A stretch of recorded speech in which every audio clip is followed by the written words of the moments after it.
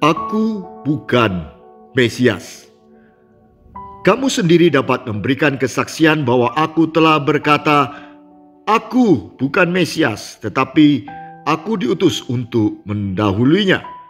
Yang empunya mempelai perempuan ialah mempelai laki-laki, tetapi sahabat mempelai laki-laki yang berdiri dekat dia dan yang mendengarkannya sangat bersukacita mendengar suara mempelai laki-laki itu. Itulah sukacitaku, dan sekarang sukacitaku itu penuh. Yohanes 3, 28-29.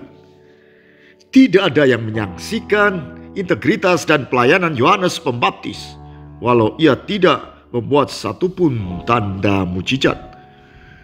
Namun orang begitu menghormatinya karena cara hidup Yohanes yang radikal, sehingga banyak orang yang mengira kalau ia adalah Mesias. Namun dengan tegas ia berkata bahwa ia bukan Mesias. Ia adalah pembuka jalan yang mempersiapkan kedatangan Mesias. Ia bukan Mesias. Ia menyebut dirinya adalah sahabat mempelai yang mendampingi sang mempelai, yaitu Yesus sang Mesias. Ia bersuka cita penuh telah menjadi pendamping mempelai pria yang menyiapkan pernikahan mempelai. Demikianlah Yohanes mengibaratkan dirinya.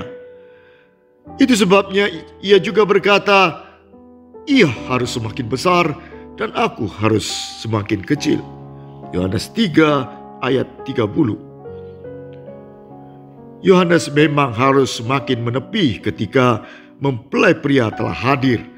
Apa yang dikatakan bahwa ia harus semakin kecil dibuktikan dengan kerelaannya mengizinkan muridnya untuk menjadi murid Yesus.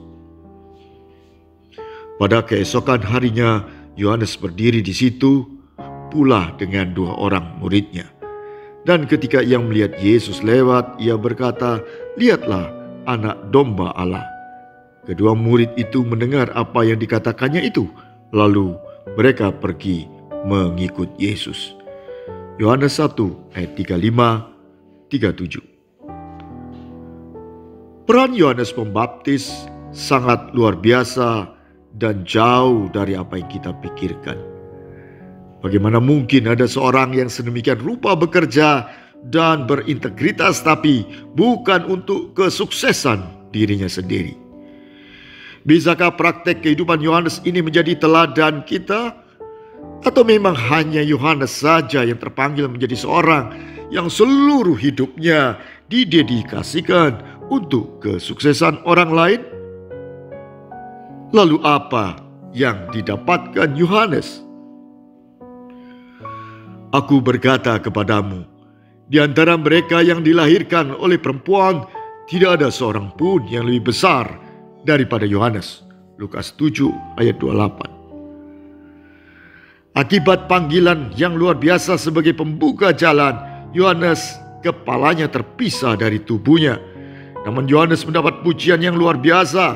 Yesus mengatakan bahwa di antara yang dilahirkan perempuan, tidak ada yang lebih besar dari Yohanes. Pertanyaannya, apakah kita juga bisa punya panggilan semulia seperti Yohanes, menjadi pembuka jalan bagi kesuksesan orang lain? Pasti pujian semacam yang diterima Yohanes kita harapkan.